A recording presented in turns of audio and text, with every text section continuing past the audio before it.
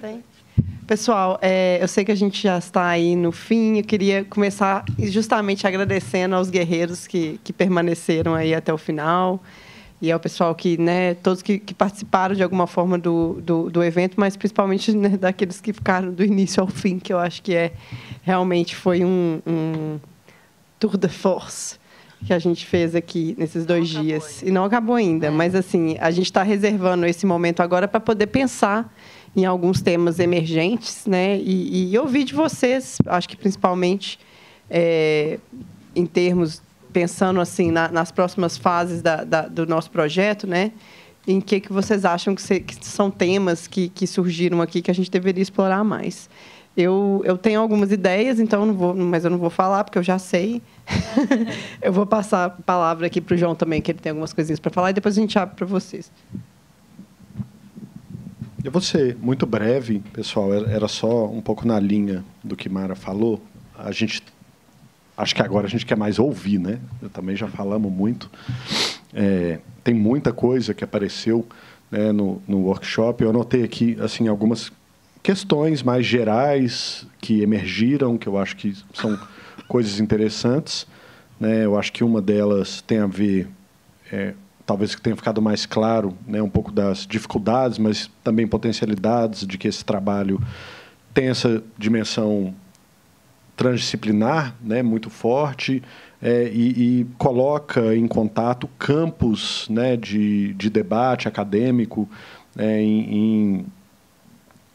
enfim, em conversa, né? Então, o campo das economias populares, o campo da imigração, da mobilidade, dos estudos sobre a China, o campo, né, das artes e dos métodos.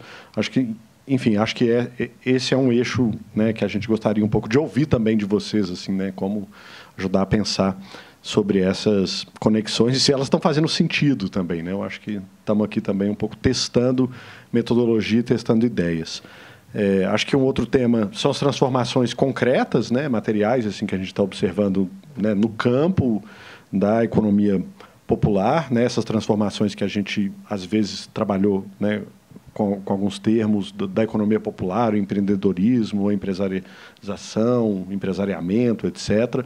Enfim, é um campo de tensões, né? Eu acho que isso ficou muito evidente aqui esses dias, né, essas transformações, e isso recoloca também um outro tema que acho que reiteradamente apareceu, que é repensar as categorias que a gente tem usado, né? Inclusive a categoria de economia popular, ou economias populares, no plural, e até em que medida ela dá conta dos processos, em que medida ela faz sentido diante dessas transformações, qual o sentido político dessa categoria também.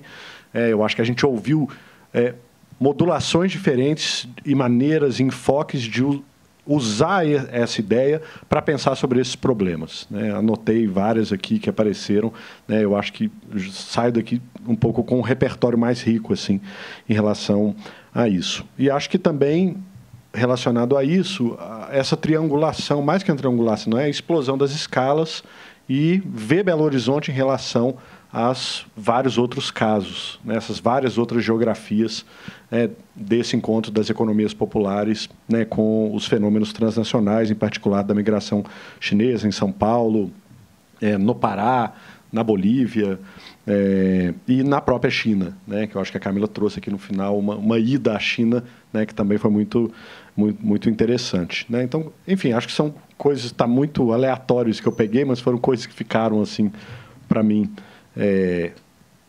daqui, e a ideia de que isso, né, espero que a gente possa funcionar um pouco como uma rede de conversa, né, que a gente possa frequentar. Eu acho que isso também apareceu, quer dizer, não tem muita gente fazendo esse tipo de confluência, né? Então, quando a gente consegue encontrar esses interlocutores, interlocutoras, acho que é algo, né, muito valioso, e a gente espera poder contar, né, com essa interlocução continuada com vocês, né, com os convidados, mas também com quem apareceu aí e possa ter se interessado no campo, né? Acho que é isso. Vocês querem falar alguma coisa? Não, podemos passar. Então, é isso, assim, gente, está aberto, assim, toró de ideias, né? Quem quiser comentar qualquer coisa sobre o que achou do seminário, do workshop, mas principalmente, assim, orientação. Elementos para a gente pensar como seguir, né? Próximos passos, apesar de a gente estar aqui meio num fechamento. Meio confuso, né? Bom, só fazer um comentário, né? Primeiro, enfim, pegando o fim da fala do João, né? Dizer o quão rico foi, né, esse workshop, né? Que vocês partiram, né, do projeto que vocês estão fazendo e acionou, né, diversos outros temas, que é isso que a ideia de economias populares faz, né? Você entra na ideia de economias populares, você não sabe exatamente, né, para onde você vai olhar, porque ela te abre um repertório, né, de temas, né, de objetos mesmo, né? E aí foi muito importante esse evento para a gente conectar essas coisas, né, durante esses 2 dias. E aí vou falar de coisas, né, pensando no projeto de vocês, né, mas bastante interessado, né, ou seja, coisas que eu gostaria de ler quando vocês, né, terminarem, avançarem com a pesquisa, né. Uma delas, né, enfim, uma coisa que eu já venho pesquisando há bastante tempo, né, então essa coisa de quando você usa o cachimbo há muito tempo, a boca fica torta, né, então eu vou falar sempre disso, né, que é esse negócio do dispositivo dos shoppings populares, né, e aí a Mara, isso deve estar no seu caderninho de coisas que você já pensou para fazer, né? Não queria repetir, mas de pensar o quanto isso se encontra, né, com o modelo, né, de negócio dos chineses que estão migrando, né? E aí obviamente, né, isso não foi feito para os chineses, né, ou para esse modelo de negócio. Mas aí eu estou pensando aqui com Weber, né, como uma afinidade eletiva, né, de coisas que não necessariamente foram feitas para funcionar, mas que se encontram, né, e caminham juntas, né? Então, e aí pensar isso a partir do escopo dos negócios, porque varejo e atacado faz diferença, né? E aí pensar em que medida, né, que os chineses, eles, talvez eu esteja equivocado falando de Belo Horizonte, mas quando eu estou olhando a partir de São Paulo, né, os chineses, eles são operadores dos comércios de atacado, né? Então, para eles funcionam os shoppings, porque alguém não pode não subir até o último andar para comprar um cadarço, mas se for uma pessoa vendendo cadarço no atacado, aí você vai, né? Porque, enfim, você vai comprar para revender, inclusive o ambulante pode recorrer a esse tipo de comércio. Então, funciona bem com shoppings pelo próprio escopo, né, do negócio, né? E uma outra coisa que eu acho que é muito interessante, que daí vai ter a ver, né, com o impacto, né, dessa migração, desses negócios, né, na cidade, mas também, enfim, numa escala nacional também, é para onde vai o dinheiro, né? Ou seja, como se gasta o dinheiro, né? Se vai de volta para a China, né, recuperando um pouco o que a Camila levantou também, esse retorno à China, se vai de volta, se fica, se passa a investir, né, em outros empreendimentos do mesmo tipo, né, aqui em Belo Horizonte ou em outros lugares, ou seja, seguir também para onde vai esse dinheiro, eu acho que é um caminho interessante para a sequência da pesquisa, né? Enfim, é isso. Eu só tenho que agradecer, assim, porque para mim foi super rico. Assim, fiquei aqui esses 2 dias porque realmente gostei muito do tema. São temas com os quais dialogo faz bastante tempo, em diferentes dimensões, e, sobretudo, aquilo que eu achei muito rico é justamente essa transversalidade, né? Tanto transdisciplinaridade como transversalidade. Acho sempre muito rico. A dificuldade que sempre se tem nessas ocasiões é depois quando vai apresentar onde? Assim, estou falando de sociologia do trabalho, estou falando de urbano, estou falando sempre o urbano é aquilo que acolhe mais, mas em términos também, né? Porque acaba que o urbano pega muita violência, sempre mais, então a gente se sente meio dessituados, né? Mas eu agradeço demais, assim, foi bem interessante, foram 2 dias super ricos, é raro, né, hoje em dia encontrar assim, tantas pesquisas interessantes, tantas falas interessantes na troca, e eu acho assim muito generoso por parte de vocês essa coisa de ter ouvido tantas pessoas que convidado tantas pessoas que pesquisaram sobre o tema, né? Se posso dar só uma dica, assim, aquela de também sempre que é aquela coisa mesmo da etnografia de te fazer levar, né? Eu cheguei na Cidade de Deus querendo pesquisar a UPP social, né? No momento das UPP, da Copa, dos grandes eventos, e acabei pesquisando, encontrando essa coisa do crescimento, do interesse do SEBRAE, do poder público pelo empreendedorismo, e essa coisa desse incentivo forte. Acabei passando muito tempo pesquisando e escrevendo sobre isso, num momento em que não tinha ninguém ainda, quase, falando sobre isso. Então, mas foi mesmo o campo totalmente que me levou para um caminho que não tinha sido pensado antes, assim como depois, assim, uma coisa leva a outra, e como a celebração desse empreendedorismo contra o trabalho assalariado me levou a pensar, mas então o que é o trabalho assalariado? E hoje estou começando a fazer pesquisa justamente a pensar o que é esse trabalho assalariado hoje, né?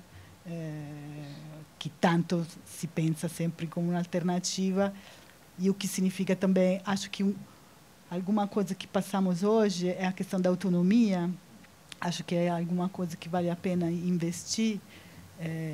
Eu trabalho muito com uma autora que é a Antonella Corsani, que é do mesmo grupo do Toni Negri, do Lazzarato, que tem um livro super bonito sobre autonomia, na verdade é sobre as zonas cinzas entre francês, entre a autonomia e heteronomia, algo assim. Acho que vale a pena investir, assim como, com certeza, né? E aí acho que eu estou aqui perto, a gente pode continuar conversando sobre essa história de economia popular e pensar um pouco como atualizar essa categoria a partir do campo, né? Acho isso super importante, e não só a partir dos autores, né? E também fazer as distinções, né, entre os diferentes usos dessas categorias em diferentes contextos, né? Os diferentes agenciamentos que também ao redor dessas categorias tem hoje, né? Mas, enfim, eu só agradeço e fico super assim, à disposição, já que estamos perto. Obrigado. Tem mais? Você chegou atrasado, Carlos. A gente está colhendo sugestões para o futuro. Um pouco uma avaliação.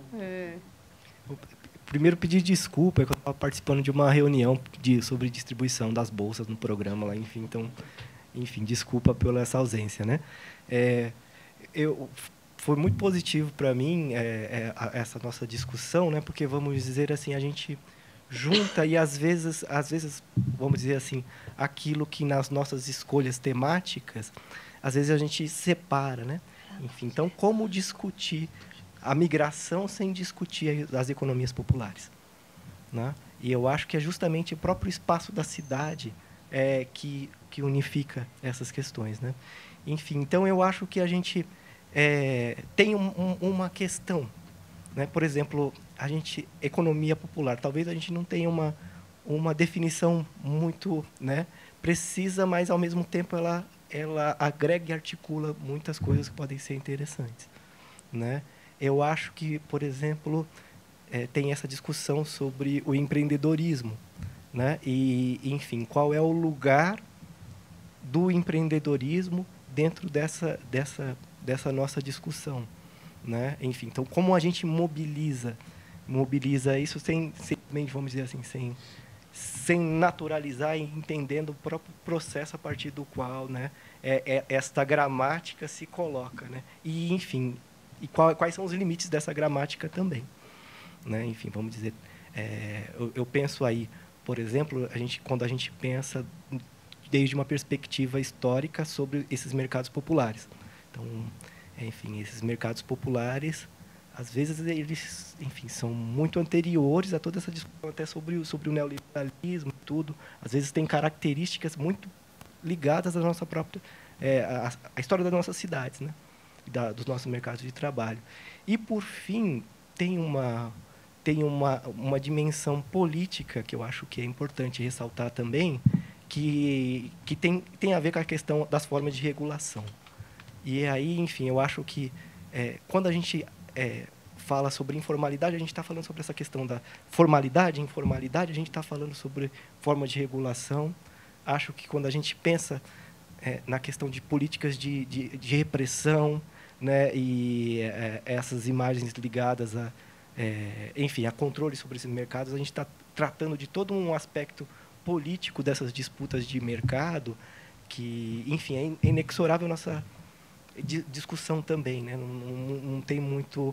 A gente pode pensar sobre qual o léxico, né, nessa discussão, mas, enfim, essa dimensão política, né, algumas desses termos apontam para isso, né? E, enfim, no mais, assim, eu acho bastante importante. Eu gostei muito da proposta do seminário e eu acho que a gente tem muito a ganhar fazendo essas trocas, assim, pensando em construindo espaços de interlocução mesmo, né? Enfim, então por isso também eu agradeço muito o convite e eu acho que, enfim, que foi um propósito muito legal, assim, né? Justamente poder criar esses espaços de interlocução. Enfim, eu cheguei atrasado, nem sei como estava a discussão. Já falei. Obrigado. Alguém mais? Boa tarde, eu sou Lucas Carvalho, sou estudante do curso de REI, né? Relações Econômicas Internacionais, no último semestre. E eu consegui vir no primeiro dia, né? Fazer mais parte, estar mais presença. Nesse segundo dia eu tive um problema, não consegui vir todo nele, mas achei muito interessante também. Mas nessa questão de economias populares, no último semestre eu acabei passando um intercâmbio lá na Argentina, e aí eu vi uma conexão muito grande com isso, né? Só que, tipo assim, na questão da tradição e também da identidade da economia popular, né? Eu passei basicamente, né, em 3 cidades ou 4. Foram Córdoba, Santa Fé, Paraná e Buenos Aires. E era muito interessante ver como assim, cada feirinha tinha a sua própria identidade, né? Mesmo estando dentro do próprio país também.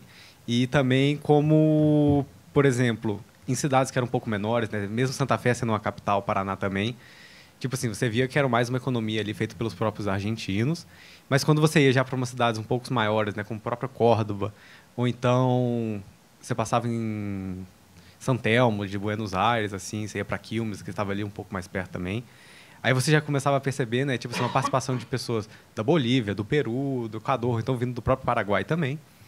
E eu acho também como é moldado essa questão da própria, né, da economia popular pela cultura, né, porque algo que, tipo assim, foi um choque para mim era a questão de você ter a siesta, onde você literalmente faz nada, né? Você vai para casa, para de trabalhar, para de estudar. E aí eu ficava assim, gente, nada abre, né? De tarde, tipo assim, eu precisava comprar um arroz, né? Porque eu não estava acostumado ainda com a questão de horário, né? Dos cursos e tudo mais, a distância. E estava tudo fechado, né? E aí eu fui percebendo, aí o pessoal ficava muito em praças, né? E aí a questão da praça eu via que, tipo assim, cada canto... 1 quilômetro de uma praça a outra, você tinha mais uma, variava em tamanho, e lá variava as feirinhas também, né? Algumas funcionavam às sextas, algumas funcionavam aos finais de semana também.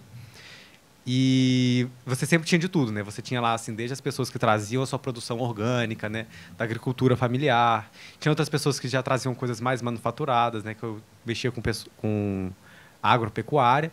E aí traziam lá, faziam facas de osso de boi, osso de vaca. E também tinham pessoas que mexiam com questão de perfumes e incensos, né?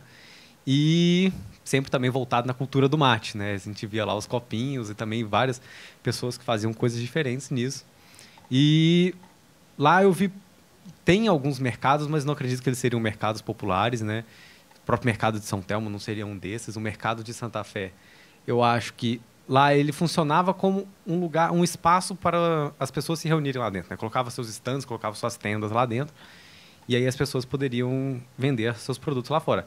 Mas o ponto que eu via que eles colocavam era, tipo assim, lá tinha muita questão de ambulante, né? Eu vi no primeiro dia falando que, por exemplo, Belo Horizonte não deixa mais a circulação tão grande de ambulante, né? Tenta concentrar no Shopping Oiapoque, agora nos UAIs também. E lá eu percebi que a política municipal deles era: vamos concentrar as nossas pessoas que ficam vendendo, né, da economia popular nas próprias praças, que aí as pessoas vão estar lá no seu dia, um lugar de lazer. E já aproveitando também para fazer a questão do próprio comércio. E muitas das coisas lá assim, não eram caras, né? Tipo, você podia ir lá, era coisa muito acessíveis ao público também, né? Mesmo que dentro da própria economia argentina. E eu acho que o único lugar que eu fui lá, e tipo assim, que eu não pude ver, mas também que eu acho que eu passei pouco tempo, mas se bem que eu passei 3 dias em cada cidade, mas eu passei uma semana na Patagônia. Lá eu não vi essa questão de feirinhas, né? Foi... Dentro de Bariloche realmente não existia, mas nas cidades que tinham os pueblos lá perto, era algo que você já percebia, né? Seja uma questões de juntavam um pessoalzinho num canto que era um pouco mais afastado, né? Você via que dentro da parte turística eles não ficavam, mas que mesmo sendo um pouco segregados, né? Você ia encontrar coisas que eram muito mais baratas, seja para comer, seja para poder comprar uma lembrancinha. E aí você já percebia, né, que enquanto os centros urbanos lá assim, eles aglomeravam as pessoas, integravam essa parte que seria um pouco mais elitizada, né, que você ia lá para Bariloche, você vai poder esquiar, fazer algumas coisas, ver neve. O pessoal já tenta tratar um pouco mais marginalizado. Tanto que se você passava na cidade, você não via tanto pedinte. Ou então você não via tantas pessoas, né, em uma situação de vulnerabilidade. E aí eu não tive tempo demais para poder refletir nisso ou observar, mas eu não sabia se havia alguma política que segregava esse pessoal. Mas só queria falar isso mesmo, né, que trouxe essas lembranças e poder contribuir um pouquinho. Obrigado, Lu. Tem mais, pessoal? Pedi para ele lá pegar, mas acho que ele está numa função agora. Tem mais gente que quer comentar algum ponto? Obrigado pelas reflexões, retornos, contribuições do Felipe, Lívia, Carlos e Lucas. Quer comentar, Magda? Pode comentar, se quiser. Tá?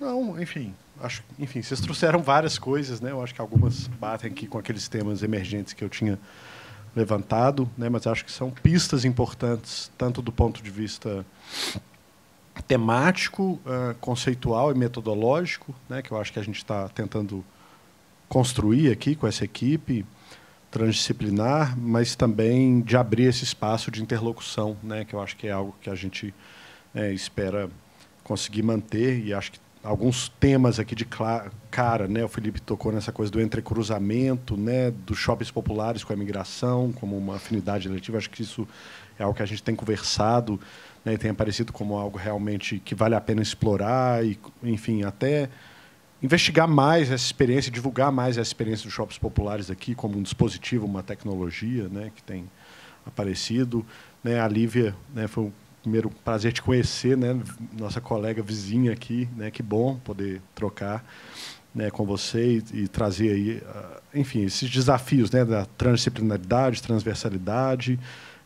Acho que você e Carlos tocaram numa questão que para a gente é muito importante, né, de alguma maneira todos nós viemos, enfim, desse debate sobre o espaço, né, sobre o urbano, né, de alguma maneira como pensar o território como uma categoria que ajuda a gente a conectar várias dessas dinâmicas, né? Mas, ao mesmo tempo, não acolhe tudo, né? E acho que isso é bom também, né? Não temos que tentar circunscrever e caber tudo isso dentro de uma caixinha, numa área. Felizmente, a área do urbano é ampla, mas acho que vários dos campos disciplinares que passaram por aqui também têm uma natureza, pelo menos, interdisciplinar, né? O campo das mobilidades, né? Das migrações, e já foge um pouco, né, dessa circunscrição disciplinar que definitivamente não tem nada a ver com o que a gente, né, quer fazer aqui. E outros temas, né, o empreendedorismo, a dimensão política, né, os conflitos e a regulação, a relação com o Estado, acho que são temas importantes. E o Lucas trouxe um pouco essa dimensão das tradições, das identidades culturais, né, que eu acho que é algo que a gente tentou falar no primeiro dia, de conseguir também pensar a economia a partir da cultura, né, das práticas culturais, das formas de vida, né, e como é que a cultura também, de alguma maneira, molda, né, e constitui, né, formas de reprodução social, produção de valor, etc., né, em diferentes contextos, né, que é algo que acho que a Lívia também falou, que a importância da gente conseguir pensar, né, em escalas diferentes, em contextos diferentes, em conjunturas, né, que eu acho que essa é uma outra ideia que surgiu aqui nos debates de hoje, a importância de considerar as conjunturas e como é que elas se conectam no desdobrar aqui desses nossos fenômenos. Acho que é isso. Eu queria só comentar uma coisa que eu fiquei pensando assim quando tem um conceito da Dori Massey, que é uma geógrafa inglesa, né, que eu gosto muito, que é a ideia de from togetherness, que é tipo assim, o espaço como eu encaro assim, o espaço como tudo junto e misturado. E o centro de Belo Horizonte, né, e eu falei, acho que foi com a Camila aqui, que acho que se a gente cometeu um erro com o workshop foi não ter tido pelo menos um pequeno campo assim, né? Eu acho que se eu fosse fazer esse seminário, sei lá, daqui a um mês, eu ia pensar em um dia, pelo menos uma metade de um dia, para a gente visitar o centro de Belo Horizonte e ver, né? Porque é um lugar onde a gente está falando aqui, né, a gente falou de alguns atores que fazem parte ali, tem os imigrantes chineses, tem as pessoas, obviamente, que estão ali para comprar deles, mas tem as pessoas que carregam as mercadorias, tem as pessoas que ficam na rua chamando as pessoas para entrar nas lojas, tem as pessoas que improvisam pequenas formas de vender nas vitrines de fora da loja, tem os ambulantes que estão na rua. Assim, e aí eu estava pensando na gente, né? A gente nesse lugar, né? Porque aí nossa forma de inserção mais fácil nesse lugar é ser consumidor, né? A gente chega lá e a primeira coisa que a gente tenta fazer para se inserir é fazer uma coisa que eles esperam que a gente faça, né? Que é comprar. Só que eu acho que eu fui percebendo também que aquilo ali não é só um espaço de compra e venda. E eu acho que isso é uma outra característica da economia popular, que a gente falou menos aqui, talvez transversalmente, que é um espaço de convivência. E a gente estava tentando mapear, né, os espaços de pertencimento da comunidade chinesa, e, de certa forma, o centro e o trabalho é um espaço de pertencimento deles, né? Outro dia, a Pri tirou umas fotos legais deles jogando um joguinho de baralho, que até hoje eu não entendi como é que funciona. Mas as crianças, por exemplo, quando não estão na aula, estão nas lojas. E aí aparece uma possibilidade para a gente também, né, de estar nesse lugar sem ser consumidor, porque não é só um espaço onde se consome. Né? Então, essa economia popular, né, e aí, pegando o gancho no que o Felipe falou, né, que abre tantas portas, abre essa porta que eu acho que tem a ver, talvez, não sei, Lívia, se exatamente essa é a ideia do Coragem, mas é esse espaço onde a acumulação não é necessariamente o objetivo e tem-se ali uma vida que acontece mais integrada ao mercado, né, às trocas, né? E isso que eu acho que uma chave importante também da economia popular, assim, né? E uma chave importante de inserção nossa, que permite essa inserção no campo, nessas brechas, né? Da vida que acontece entre as trocas, né? Sei lá, eu não sei, só fiquei com essa ideia na cabeça e queria compartilhar. Acho que... Pessoal, alguém mais quer comentar alguma coisa, algum aspecto do workshop ou do projeto de pesquisa? Não? Então, acho que vamos... a gente está aguardando a chegada de 2 palestrantes da próxima mesa. Então, enquanto a gente espera, aí... ficamos aqui, sim. Eu acho que eles estão chegando. A próxima programação está marcada. Já está no auditório. Quer falar, Théo? Ela está aqui. Desculpa. Que a gente não se conheceu em pessoa. Então, está faltando só o horizonte. Esse evento tem as características. A gente se conheceu quase a maior parte das pessoas pela primeira vez presencialmente. Até aqui, os colaboradores. A primeira vez que eu conheci a Renata, que está trabalhando comigo pessoalmente, tem o quê? Não tem nem uma semana, né, Renata? Foi segunda-feira. Então, estamos aí trocando. Encerramos aqui? Será que a gente... Etel, pode falar, diga.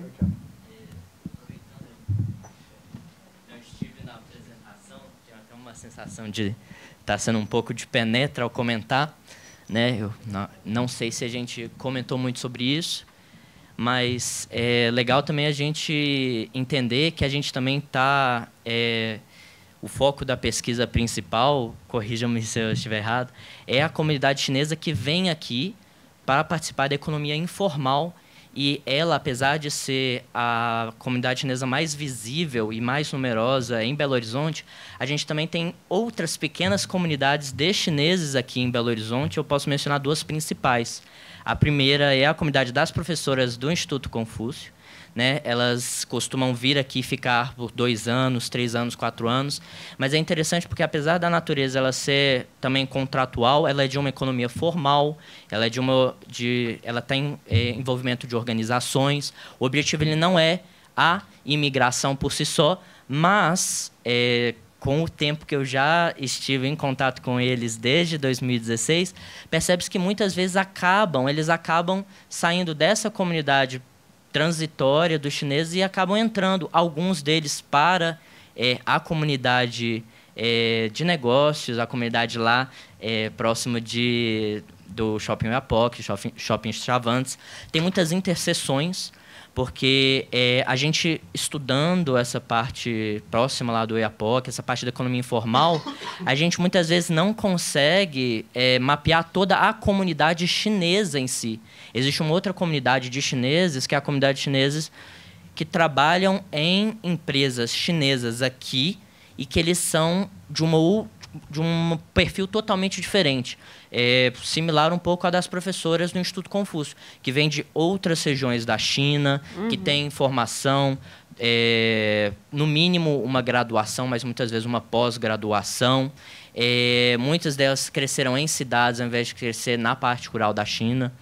E a comunidade que trabalha aqui em empresas como Anjun, a logística, a empresa como Nansen, empresas como a JT, a XCMG, que tem um pequeno galpão aqui, são vários pequenos focos de comunidades chinesas que, no fim das contas, você verá um ou outro elo em conexão com essa comunidade que a gente está estudando, mas assim, ainda tem uma outra parte a gente estuda a comunidade chinesa que participa da economia popular. Então, resumindo de forma geral, não sei se a gente chegou a tocar nesse ponto, mas é importante pensar que a gente está estudando uma parte da comunidade chinesa. Não é toda a comunidade chinesa que participa da economia popular, assim como não é toda parte da comunidade brasileira que participa da economia popular, né? Não sei se eu fugi muito do assunto. Não, de jeito nenhum. Eu acho que é uma coisa, inclusive, que o Carlos falou, né? Mas da coisa que ele chama de nacionalismo metodológico, né? Que é você estuda uma determinada população ou, às vezes, uma cidade e faz, né, grandes generalizações para aquele país ou para aquela comunidade como um todo. Eu acho que a gente, inclusive, na própria, assim, essa coisa de estudar a comunidade chinesa na economia popular, a gente já percebeu que existe uma heterogeneidade dentro dessa comunidade também, que não dá para poder né, generalizar, né? E eu acho que essa é uma para a gente, assim, no método qualitativo, né, esse tipo de nuance ele é mais fácil de ser tratado, né? Porque a gente não está aqui. A gente tem um método, né, de novo citando o Carlos, que a gente também acho que usa, que é o método situado. Você está falando a partir de uma realidade específica e aí, a partir de algumas histórias, né, igual a gente estava contando, e de algumas... da análise de algumas trajetórias, você faz elucubrações sobre questões mais amplas, mas você não está querendo dizer, ao mesmo tempo, que aquilo ali resume, né, uma determinada comunidade ou uma população tão vasta, né, 1,4 bilhões de pessoas, né? Quem somos nós para né, querer dizer algo sobre essa totalidade, né? Então, e não é o objetivo do método também. Então, acho que, mas é interessante ver, né, de que forma também essas conexões acontecem. Por exemplo, quando a gente foi, né, no churrasco, né, professora Miriam, tem encontros, né, tem espaços em que essas comunidades que são heterogêneas, elas né, se unem de certa forma. Outro lugar que aí, tipo, não é exatamente a comunidade chinesa e heterogênea, mas assim, na igreja, por exemplo, que eu já fui algumas vezes, tem os taiwaneses e os chineses juntos, que não estão no centro. Os taiwaneses não estão no centro, né? Eles não são comerciantes, mas eles frequentam a igreja evangélica chinesa, então eles se encontram com os chineses. Então, assim, é interessante também pensar em quais são os lugares em que esses pontos de interseção de comunidades levemente díspares, né, se encontram, né? Então, é legal. Agora, vamos passar para a nossa próxima mesa, porque estão todos aqui. Eu vou... muito obrigada, gente, e até daqui a pouco.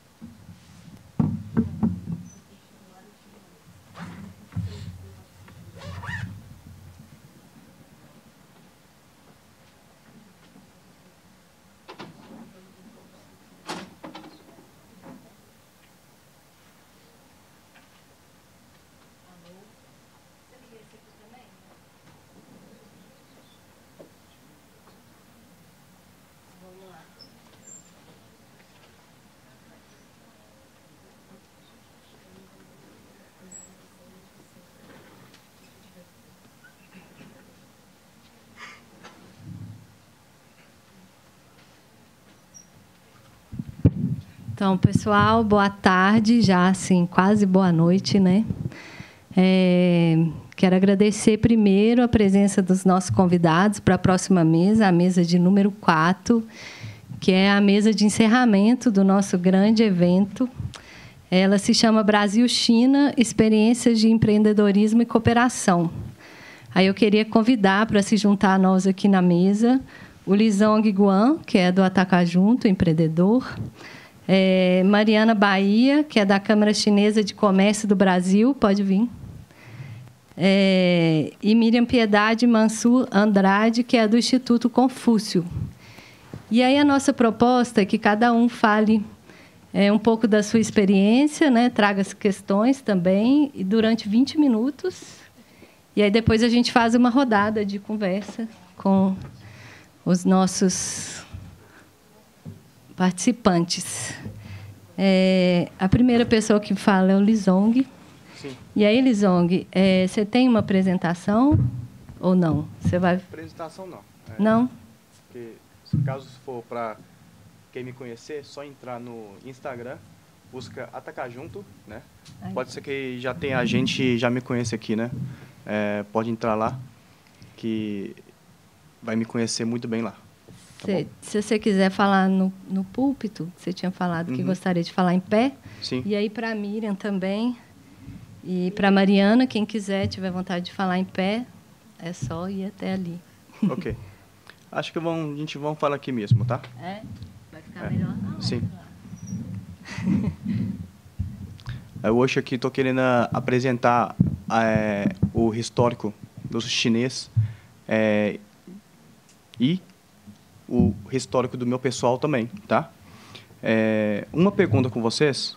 Vocês já sabem quantos chineses que tem aqui no Brasil? Se é 1 milhão, 100 mil, 10 mil, né?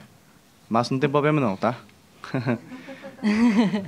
Se você entra lá no Shopping Oiapoque, você vai achar que você está lá na China, né? Já foi lá? Creio que sim, né? Muita gente já sabe que hoje tem muitos chineses ricos aqui no Brasil, mas pouca gente que sabe como eles mudaram as próprias condições, né? Primeiro, os chineses de comércio que chegou aqui no Brasil volta em 1990. Naquelas épocas que eles não têm a loja, né? Não tem redes sociais, não tinha nada quase. E nem falava português nem inglês. O que pior é isso. Mas mesmo assim, que eles estão conseguindo dar um jeito para viver a vida deles, né? No Brasil. E desse jeitinho aqui, eu não sei se vocês já conhecem, que chama negócio da bolsa. Claro que não é que vende bolsa, tá?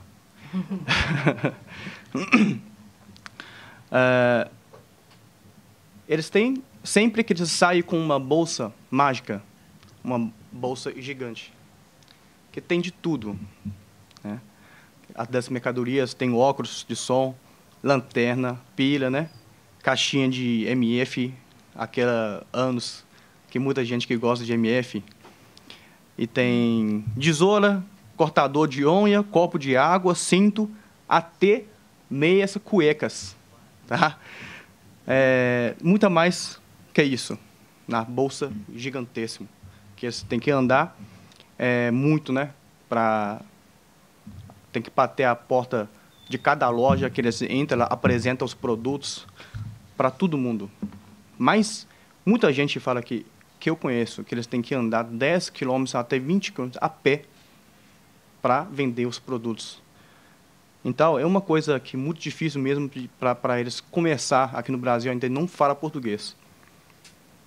Com esse bolsinho de mágica gigante, ele está saindo na porta, batendo na loja, vendendo essa mercadoria.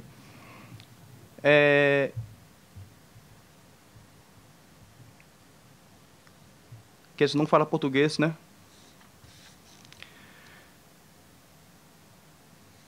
Eu perdi, só um minutinho, tá?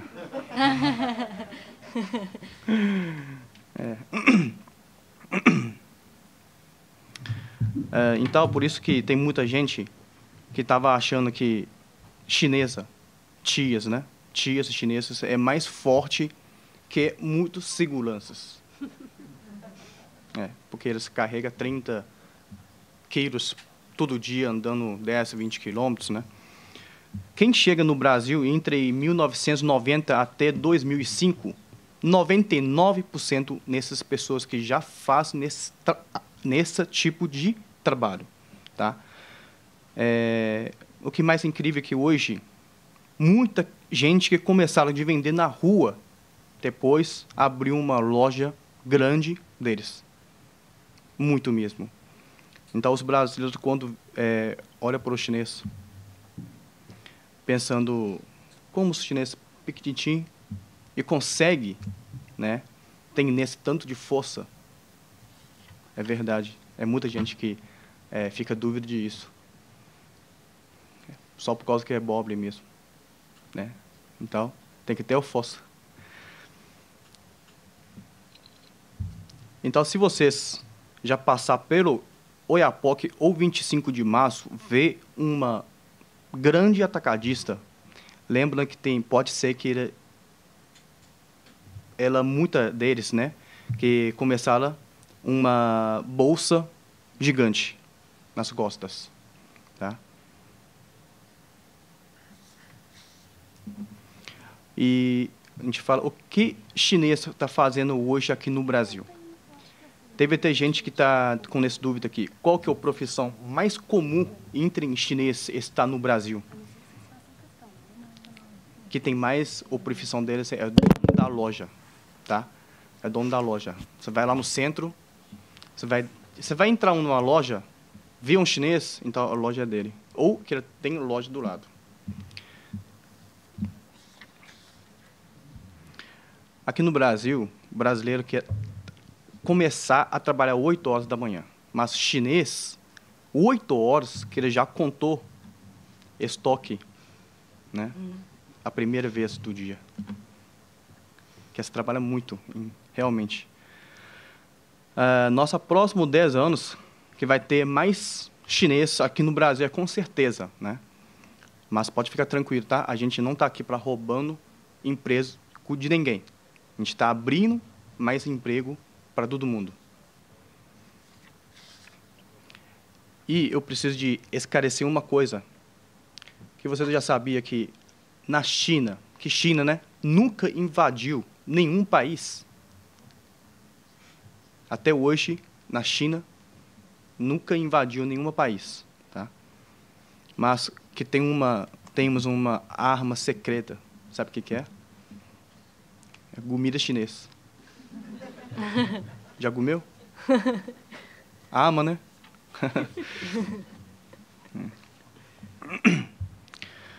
E hoje, aqui no mundo, qualquer lugar, mesmo assim que bem perdido, um lugar bem perdido mesmo, que vai ter um restaurante chinês. Aí você chega lá que vai ver com as letras China, aí yakisoba, restaurante chinês, yakisoba.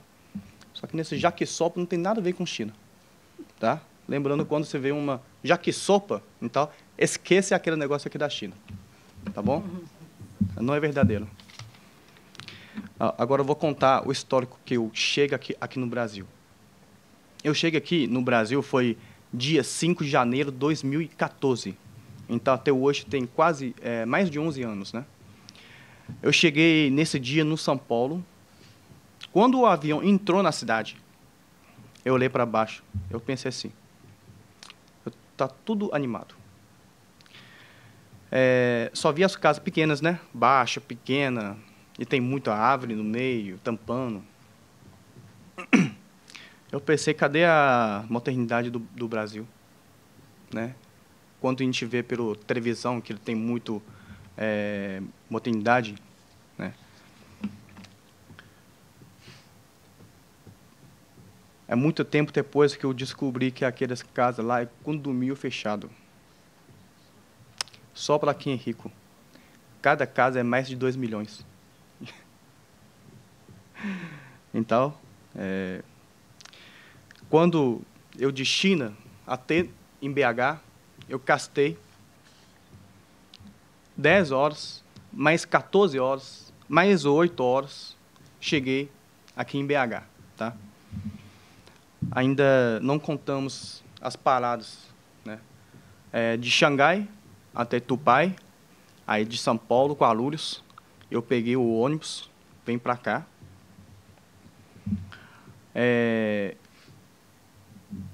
Vou contar para vocês por que eu vi aqui no Brasil. A minha mãe e minha irmã falou comigo que você podia vir aqui no Brasil, pode terminar a aula e vir aqui no Brasil, vamos ganhar muito dinheiro. Parece como uma golpe.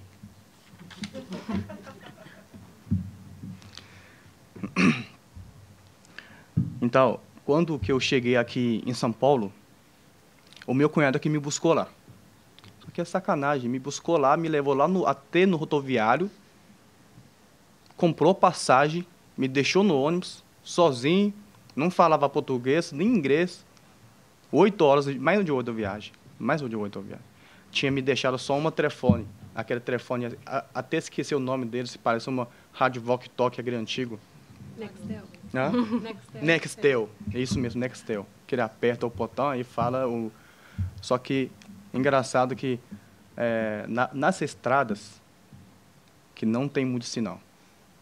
Aí fica perdido. Até nas paradas do Grau, essas coisas assim, para comer, eu tenho medo de descer e me largar lá. Aí, então, fico com fome, nem mijava. Fica lá, quentinho. Aí até chegou aqui em BH,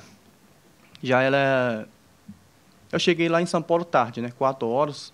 Cheguei lá no rodoviário quase 8 horas.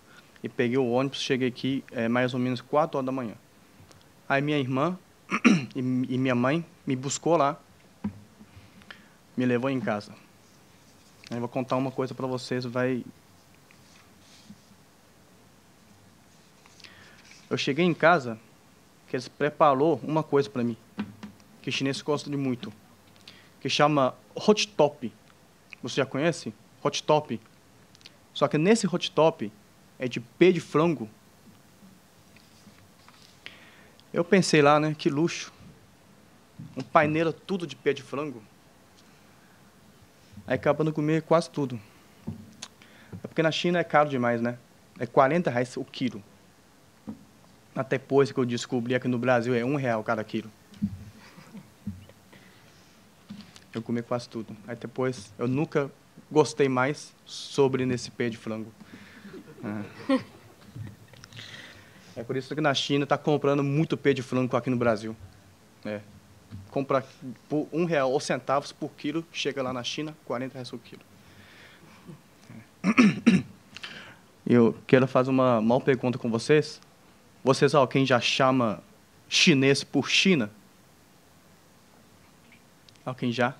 Alguém não? Chama? Isso é... Eu odeio quando quem chama eu por China, tá? Esse aqui é tipo... A gente está chamando moreno por preto.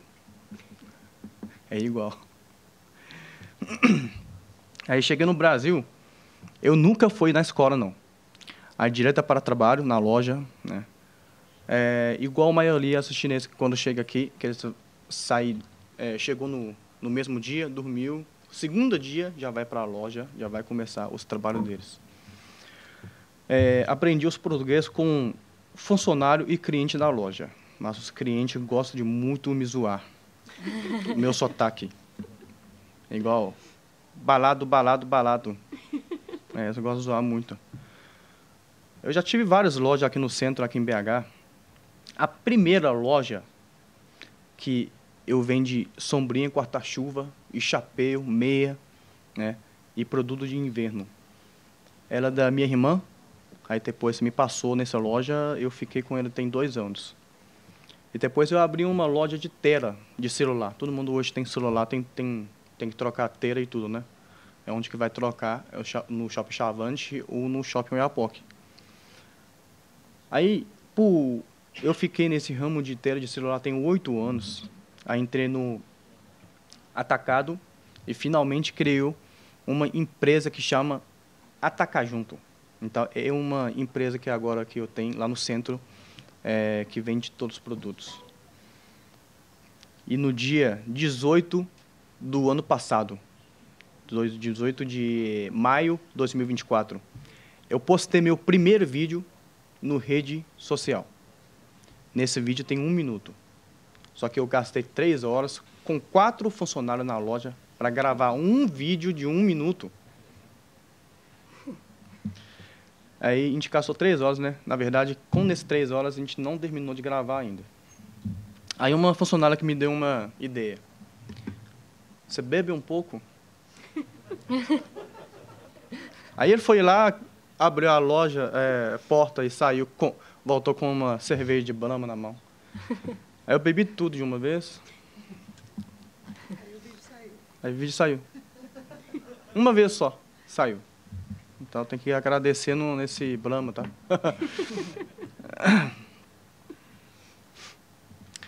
A minha primeira loja é lá no Shopping Chavante, de teira de celular. Fica na frente do Shopping Oiapoque, né? Muita gente já sabe. Só tinha 3 metros quadrados, caso é somente uma boxzinha lá. Aí na volta da minha loja, tudo é de conserto de celulares. Eu vendo muito para eles. Mas também, tá indo bem, mas a gente tem muita briga. A briga é travessa corredor para o outro lado. Por quê? A garantia. Porque a teira de celular, ela quebra muito fácil. A gente vende para ele, que ele confere tudo, quando chega lá, conserta, trincou. Que ele quer voltar falando que você me vendeu quebrado. Então, briga acontece muito, só que a gente também consegue resolver.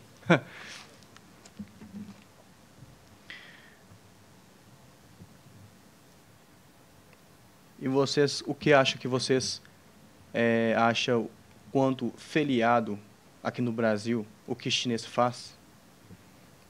Será que vai ser o viagem, churrasco, ou... você já viu o jogo de Mahjong? Aquele quadradozinho, né? Tem várias letras chinesas estranhas. Aquela chinesa joga muito também. Mas em feriado, nada disso. Abrir a loja. Vai trabalhando. Por quê? A nosso funcionamento do horário, quando feriado, o nosso cliente vai ter tempo, né, para ir lá no centro para fazer a compra. Então, para a nossa de atacadista, tem que abrir a loja para atender eles. Senão a gente perde dinheiro.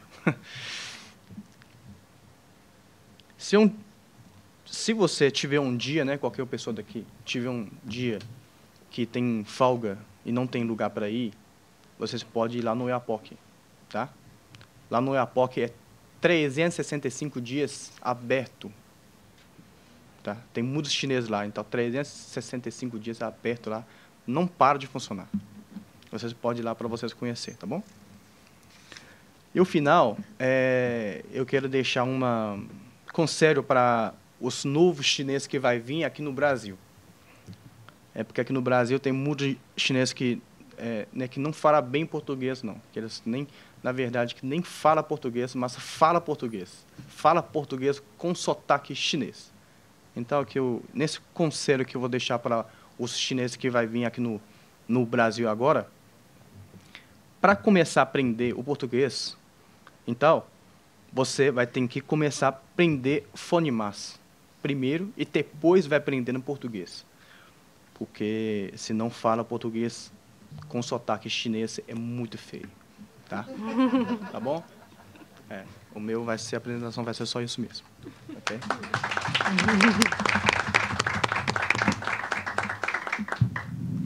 Muito bom, Lizong. Obrigada pela sua contribuição. Obrigado. Agora a gente vai para a Miriam, Mariana, que é da Câmara Chinesa de Comércio do Brasil.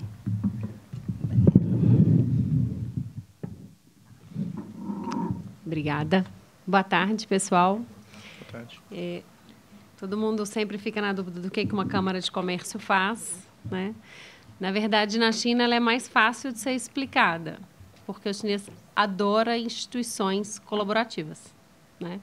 Então, toda vez que a gente vai atender um cliente aqui no Brasil, ele fala, eu tentei falar com uma empresa várias vezes, ele não me atendeu. Eu falei, para a Câmara ele não fecha as portas, né?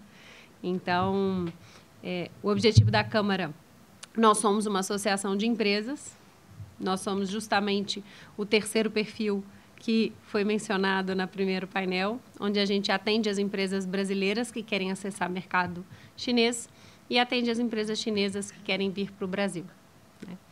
E esse cenário é sempre complexo. E ele também traz muitas dificuldades para os dois lados, né? Vocês perceberam que, como Lizong, eles normalmente são muito simpáticos, muito sociáveis, né? Obrigado. E os brasileiros, eles se reconhecem dessa maneira. Então, por muitas vezes ele fala, eu tô indo fazer negócio na China, estou indo comprar um maquinário, estou indo comprar matéria-prima e não tive nenhum tipo de receptividade, eles fecharam as portas para mim, até aquele primeiro momento. Quando você os conhece, vai até a fábrica, conhece a empresa, respeita a cultura, vivencia tudo que eles querem oferecer para o mundo como oportunidades, essa visão muda. Então, o mesmo empresário na China que estava resistente em mandar mensagens, em responder pelo WeChat, ou muitos deles pelo WhatsApp, né? Eles mudam completamente de figura. Posso te mandar uma foto da minha família? Né? Você quer ser meu amigo? Né?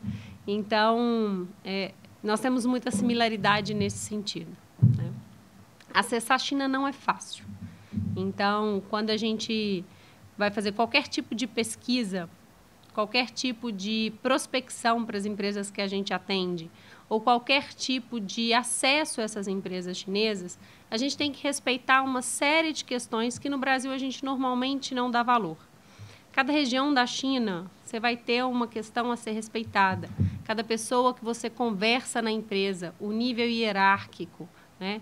Aquela pessoa, ele pode ser um English speaker e ele está tendo um primeiro contato com você, mas talvez ele não seja o principal executivo da empresa, né? Então, toda a questão que você chega para um evento onde você vai ser conhecido, onde você vai ser recepcionado, existe todo um processo que é importante e que a China reconhece como tradição. E que o Brasil não é assim, né? A gente chega na reunião, já sai perguntando quem é quem, senta em qualquer lugar, entrega o cartão de qualquer jeito, guarda o cartão no bolso. Os chineses entregam os cartões com as duas mãos, em total respeito ao que ele está falando. Ele nunca entrega alto, porque ele não quer se mostrar soberbo. Ele sempre entrega baixo, né? Então, todas as vezes que a gente chega neste cenário, os brasileiros têm dificuldade de se relacionar, né? A nossa informalidade, que a gente tem como muito orgulho, por vezes traz traz grandes dificultadores para o negócio ser efetivado, né? Então, essas questões que a gente faz dentro da Câmara, de aculturamento, de ensinar como fazer relacionamento, de respeitar todas as questões culturais que são muito diferentes, a prospecção ativa no mercado chinês e, principalmente depois da pandemia, o contrário também, receber as empresas chinesas que querem vir para o Brasil e acessar o mercado brasileiro. E a gente pensa no primeiro momento, por exemplo, numa empresa que queira vir e se instalar, a XCMG, ela vem e se instala, né? Muitas das empresas chinesas hoje, né, principalmente pelo contexto econômico que vem sendo alterado nos últimos anos, elas têm o interesse de acessar o Brasil como a gente acessa a China, pontualmente. Eu quero vender o meu produto daqui. Eu não quero necessariamente fazer nenhum tipo de investimento, eu não quero necessariamente chegar a montar uma fábrica, porque a gente já imagina isso. Eles estão vindo com uma fábrica enorme, milhões e tudo vai acontecer. Não, tem muitas empresas médias, assim como nós, como as nossas, que vão para lá para acessar mercado de alguma maneira, e agora eles olham para o Brasil como uma grande oportunidade, né? É o nosso principal parceiro econômico há muitos anos, né? Então, eu costumo dizer que, independente de quem está no governo, as relações comerciais elas são sempre positivas e quem facilita isso é a China, porque a China tem planos de 50 anos. Então, enquanto nós do Ocidente estamos questionando se tudo vai mudar a cada 4 anos ou tudo vai mudar a cada 5 anos, a China tem um programa para que tudo continue evoluindo a cada 50. Né? Então, para os empresários que normalmente são muito afoitos para que as coisas aconteçam rápido, esse tipo de ação também é difícil. Né? Agora, em abril, a gente tem em Cantão a Feira de Cantão, que é a maior feira do mundo, né? Ela acontece ininterruptamente há 67 anos, 2 vezes no ano, e com as datas fixas, né? Todos os anos. Ah, aconteceu na pandemia? Sim. Teve um ano que ela aconteceu online, no outro ano ela já aconteceu para o público chinês, e no terceiro ano só para quem estava na China, e depois a gente teve a reabertura total para o mundo, né? Para que os empresários pudessem participar.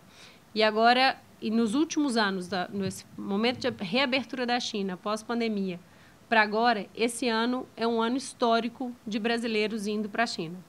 Então, a gente entende que, e o papel da Câmara é esse, a gente está levando mais de 200 empresários conosco. Então, o nosso papel é esse, facilitar essas relações, ajudar com que as empresas consigam fazer negócio entre os 2 países e estejam aptas a fazer negócio entre os 2 países, respeitando as diferenças, entendendo como que é positivo para cada um dos lados, né? E como que a gente só tem a ganhar com essa parceria entre os 2 países mesmo, né? Eu trabalho com a China há mais de 10 anos, não chamo chineses de China, eles sempre falam isso. Eles acreditam que eles já nos dão, já facilitam a nossa vida colocando um nome ocidental. Então, por que nós, brasileiros, temos que criar apelidos, né? Então, eu estive uma vez numa fábrica e, quando eu cheguei, eu fui recebida por uma executiva mulher e ela se chamava Bill. E aí eu falei, mas por que Bill? Né? Naquele momento me veio na minha cabeça que era um nome masculino e que talvez ela não soubesse, né? Eu perguntei, por que Bill? Ela, eu achei bonito e agora é Bill. E em mandarim, o Instituto Confúcio sabe muito melhor do que eu, você não tem essa distinção. Olha que maravilha. Você escolhe um nome para facilitar a vida de quem você vai se relacionar, simplesmente porque você achou bonito. E porque você quer que o outro tenha facilidade com isso, né? Então, eu acho que a gente tem muito o que aprender quando a gente vê a capacidade produtiva da China. Então, quando a gente vê a abertura em Deng Xiaoping, em 89, de abrir para o mundo e falar, venham produzir aqui, hoje já não é assim. Comprem os meus produtos, porque eu faço bons produtos, o design é bom, a qualidade é boa, e eu não sou só a fábrica do mundo, eu sou a criação do mundo, né? Então, esse momento onde a China mostrou para o mundo a capacidade que eles têm, e que estava muito adormecida, né? A gente não sabia, desde a abertura de Deng Xiaoping, várias coisas que tinham acontecido na história da China, inclusive acessar aos outros continentes antes dos europeus, né? Então, tudo isso a gente só ficou sabendo depois que a China se reabriu para o mundo. E na hora que isso acontece, a gente percebe o quão ricos são e o quanto temos que ter esse acesso, né? Quanto temos que aprender com todos eles. E o papel da Câmara, como eu disse, é justamente esse. Ajudar as empresas, facilitar os negócios, ir para as questões comerciais, pelas questões culturais e, principalmente, fazer amigos, né? A China entende que ela faz negócios com quem ela tem amigos. Então, nós somos amigos dos chineses. Obrigada.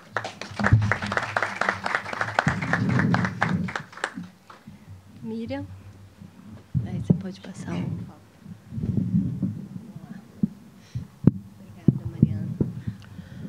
Boa tarde a todos. Queria agradecer aos organizadores do evento pelo convite para o Instituto Confúcio, para que a gente possa fazer parte aqui hoje desse momento de discussão da importância dos comércios, né, e da economia popular.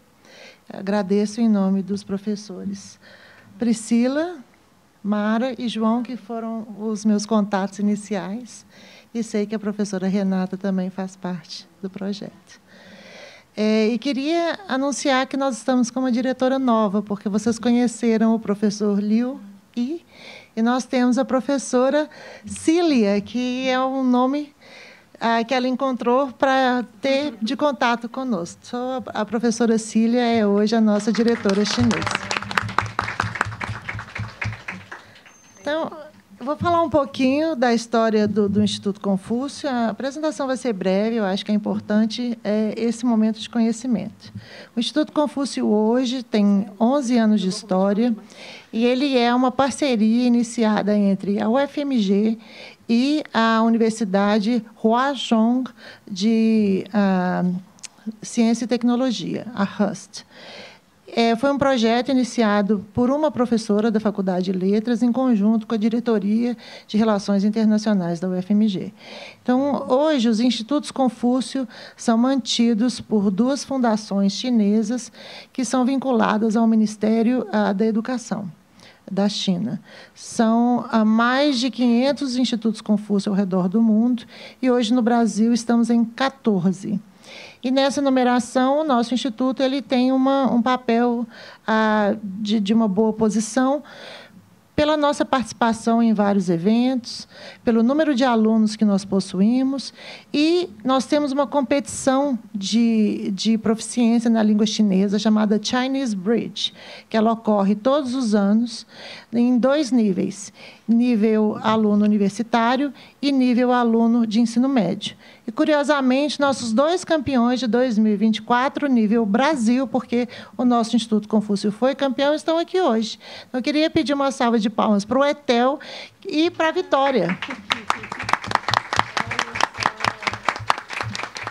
O Etel foi campeão do Chinese Bridge para alunos do ensino superior e a Vitória do ensino médio. E o Etel foi o 3º ganhador mundial do Chinese Bridge, porque os competidores vencedores dos países eles vão para uma competição na China. Então, ele ganhou o 3º lugar e a Vitória ganhou o prêmio de excelência. Obrigada mais uma vez, porque eles levaram o nome do Instituto Confúcio não só para elevar o nosso ranking Brasil, mas também para elevar o ranking mundial. Okay? O papel principal do Instituto Confúcio é o ensino da língua e da cultura chinesa. Então, hoje, a gente tem não só os cursos oferecidos dentro de um projeto de extensão que está hoje vinculado à Faculdade de Letras. Então, a gente ensina chinês para alunos da comunidade da UFMG e comunidade externa. E, curiosamente, nós temos várias parcerias. E, nessas parcerias, a gente tenta cada vez mais a expansão de, um pouquinho como o trabalho da Câmara, a gente leva, eles têm toda essa relação, né, comercial, a gente leva a relação cultural. Então, o papel do Instituto Confúcio é realmente levar a língua e a cultura chinesa onde a gente pode. Nessas principais parcerias, eu vou mencionar algumas, só para vocês entenderem a dimensão do que a gente faz. Nós estamos hoje, além da UFMG, nós temos Cefet, Coltec, PUC Minas, Federal de Lavras, Federal de Viçosa, a Federal de Ouro Preto, a parte da UFMG, que é em Montes Claros, isso pensando no nível superior. Mas hoje nós já temos parceria em escolas de ensino fundamental, como a Casa Fundamental aqui no bairro Castelo, onde o mandarim é ensinado para meninos de 6º a 9º ano. Estamos agora iniciando uma parceria com o Colégio Santo Antônio, que vai colocar o chinês como formação adicional para os alunos. Nós temos uma parceria com a Prefeitura de Belo Horizonte, onde a gente ensina alunos do nível primário. Ele já tem desde 7, 8 aninhos essa iniciação no chinês. Temos também aulas em empresas, como o próprio Theo mencionou, a Nansen. Este semestre foi suspenso por questões de administração local, mas já com promessa de retorno para o 2º semestre. Ou seja, são várias frentes. E as nossas professoras e os nossos professores estão espalhados aí, não só dentro da comunidade interna da UFMG, mas também nesse trabalho de apoio à comunidade no ensino da língua chinesa. E eu esqueci de mencionar uma, mas eu acho que ela, inclusive, faz parte do projeto.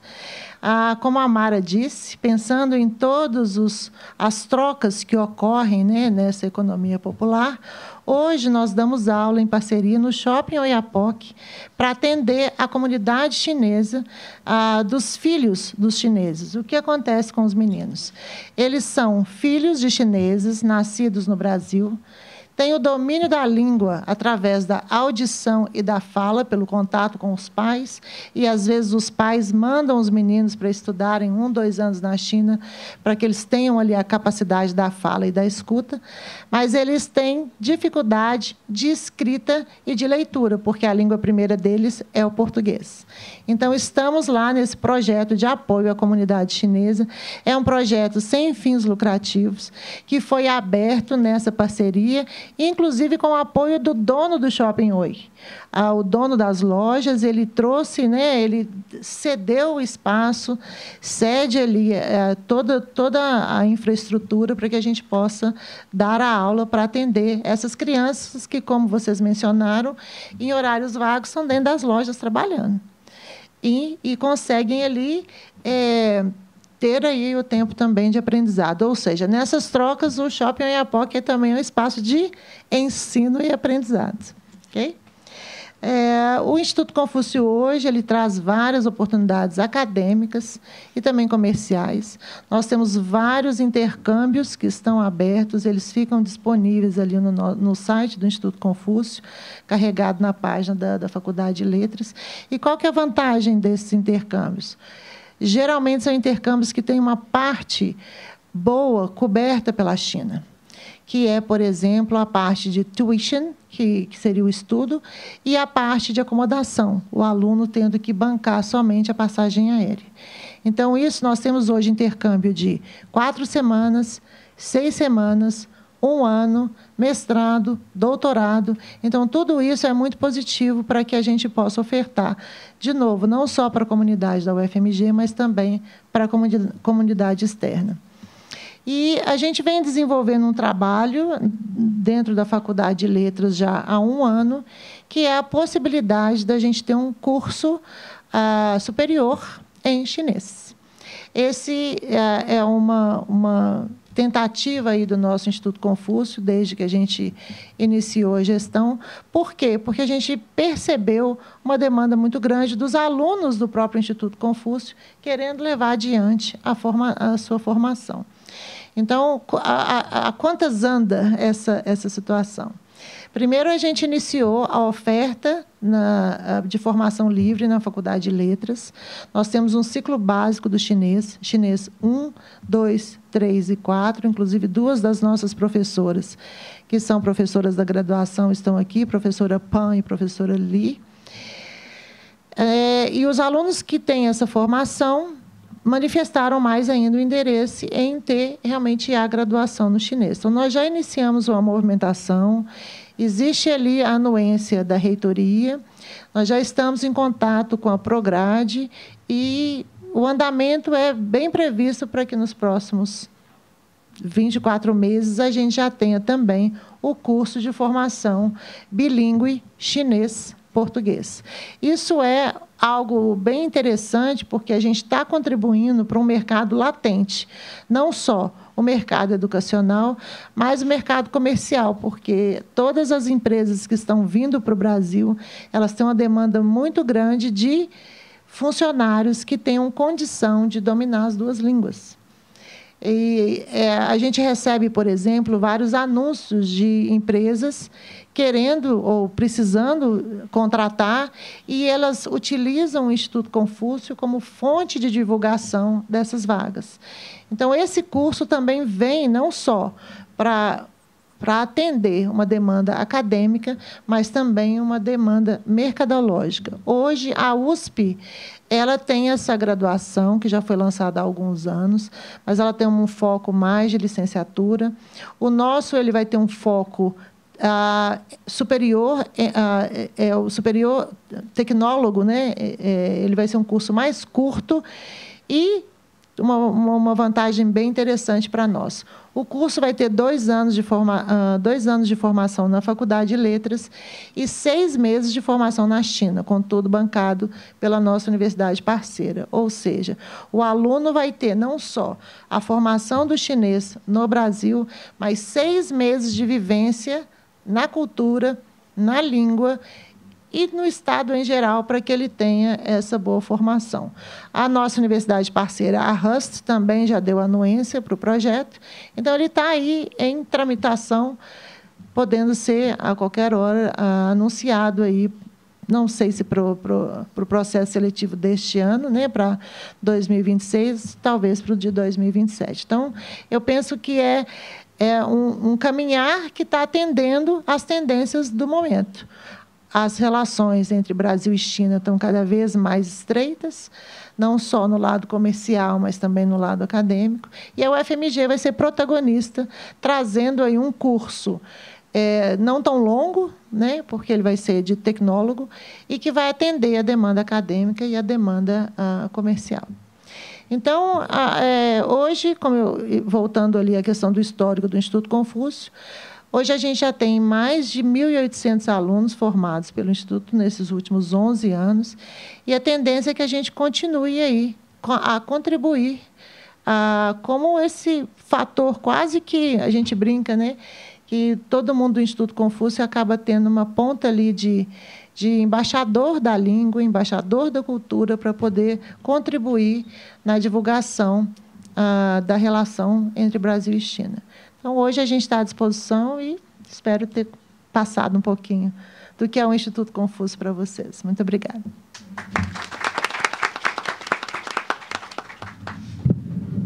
Muito obrigada, Miriam. Agradecer a contribuição de todos a essa mesa especial.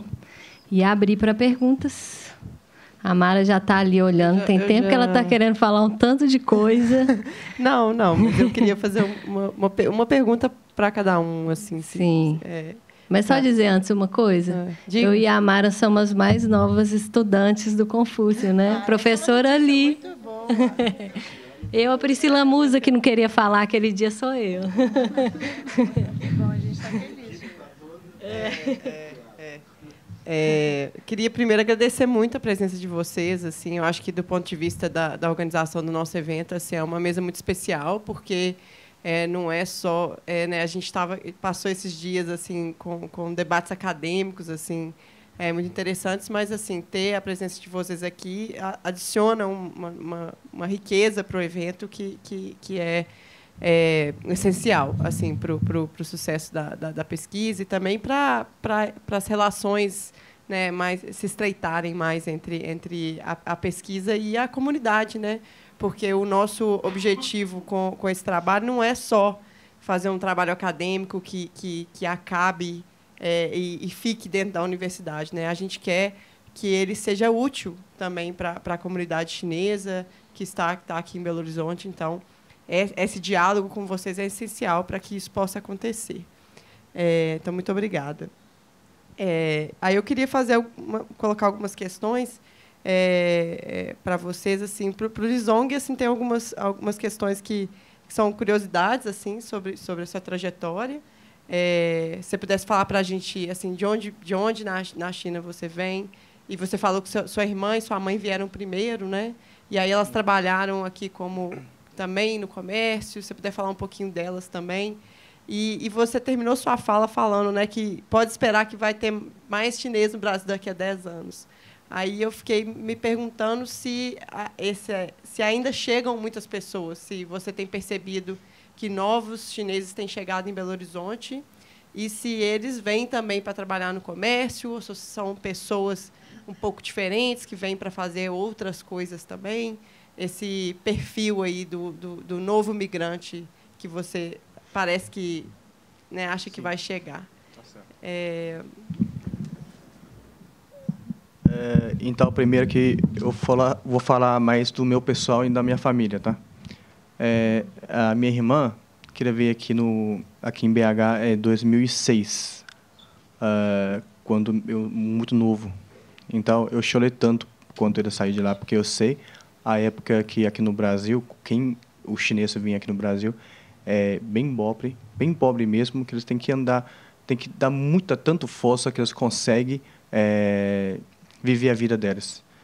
Então, depois que a minha mãe veio aqui no Brasil, foi em 2011. Então, quando ela vinha para cá, a minha irmã, que já tem a loja dela, caso nessa loja que ela tinha me passado, fica lá em Rua São Paulo, que vende sombrinha, guarda-chuva de atacadista. Então, até eu vim para cá, na verdade, que para mim que já tem tudo, né?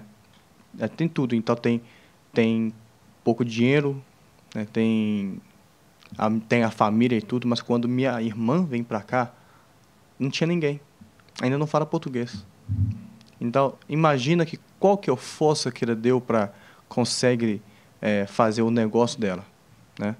Então, eu vim para cá, na minha cidade lá na China, é perto de Xangai.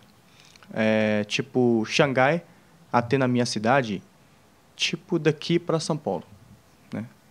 Então, é próximo, porque na China é grande igual aqui no Brasil. Então, 500 quilômetros é perto, é próximo, né? Na minha cidade é uma cidade pequena. Lá não tem nada, não tem fábrica, não tem, né? Não tem coisa para viver. Então, por isso que na China tem tanta gente da minha cidade lá que vem para mundo, não é só para Brasil, não. Hoje, qualquer lugar do mundo que tem chinês, você vai ver um cara do chinês. Se você fala Ni Hao, aí ele vai te falar Ni Hao. Tá? Todo mundo fala Ni Hao hoje, né?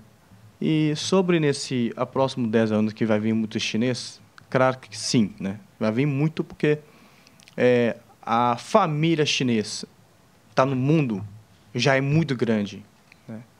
Então, com certeza, na China é o seguinte: quando a seu parente que está um país, que ele pode te convidar para vir cá, para te ajudar, para fazer o seu negócio também, né?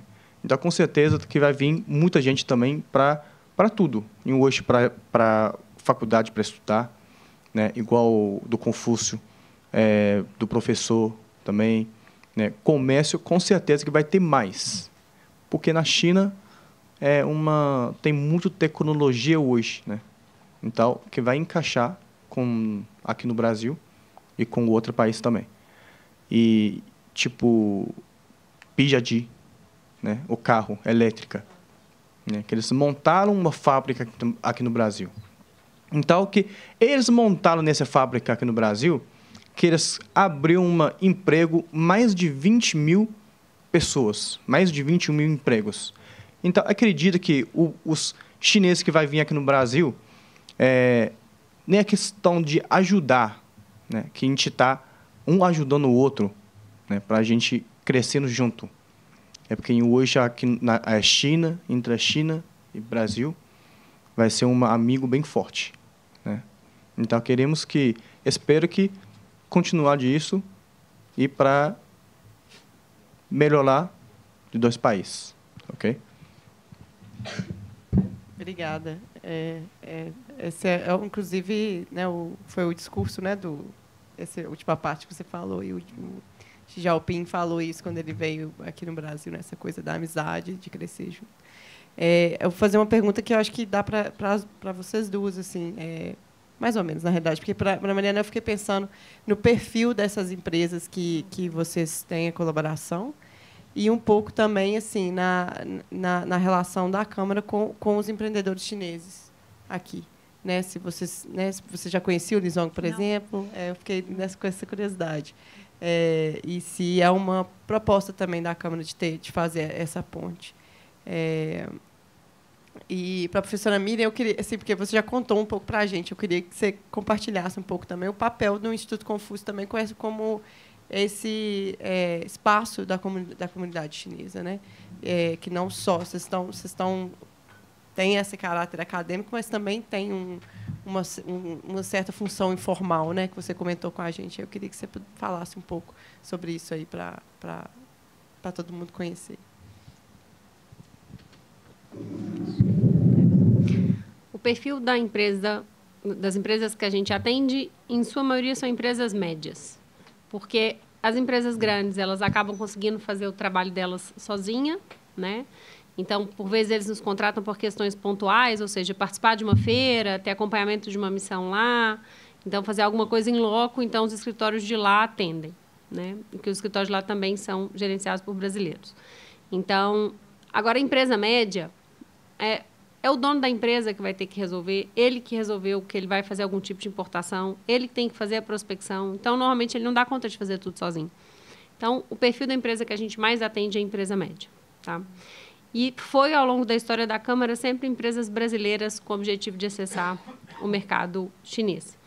Depois da pandemia que a gente começou a receber essas empresas chinesas com interesse em vir para o Brasil. Então, em alguns casos, a gente é o Brasil Desk dessas empresas, como eu falei, né?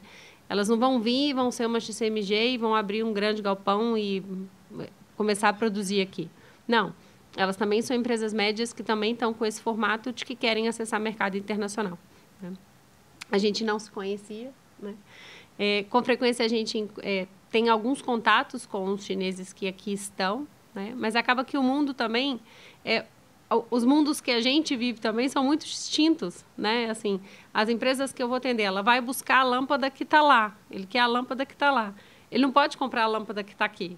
Porque a lâmpada que está aqui, ele já vai ter outro tipo de negócio que ele vai ter que fazer dentro do Brasil e tal. Então, assim, a gente tem pouco contato realmente, né? Agora, no dia a dia, de 60% a 80% do meu negócio é com empresas brasileiras para lá. Tá.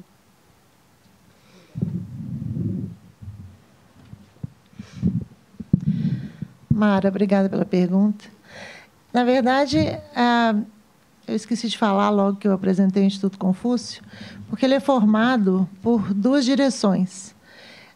Pela parceria, na organização do Instituto Confúcio, ele é vinculado à Diretoria de Relações Internacionais da UFMG, ele é instalado na Faculdade de Letras e entra como curso de extensão, mas ele é formado por duas diretorias. Um diretor ou uma diretora da HUST, que é, né, hoje a professora Cília, e um ou uma professora da UFMG. No meu caso, eu fui escolhida sendo da Faculdade de Letras pela língua inglesa como língua de intermediação. Por que eu falei isso? Porque a gente acaba funcionando de forma mais informal em tentar fazer com que a língua e a cultura chinesa sejam aí disseminadas. Então, a gente tinha antes o professor Liu, que tinha um relacionamento muito próximo do pessoal do Shopping Oiapoque, que também intermediou o contato quando vocês nos procuraram a respeito do projeto. Quer dizer, a gente teve ali, ele teve essa abertura e não só no projeto de vocês, mas a gente já intermediou outras parcerias. Hoje, a HUST, que é a nossa instituição parceira, tem também uma parceria com a Escola de Arquitetura num outro projeto, com a Escola de Economia num outro projeto, isso na esfera acadêmica. Mas, na esfera do dia a dia, a gente tem que fazer com que o Brasil seja a casa deles, no período que eles têm estadia. E essa proximidade com a comunidade e com qualquer outro elemento que possa associar ao chinês, a gente acaba intermediando. Que é um trabalho, literalmente falando, de pertença. Né? É importante nós, como brasileiros, a gente ter esse trabalho de acolhimento, porque a gente acaba acolhendo. A UFMG tem toda uma preocupação nessa acolhida.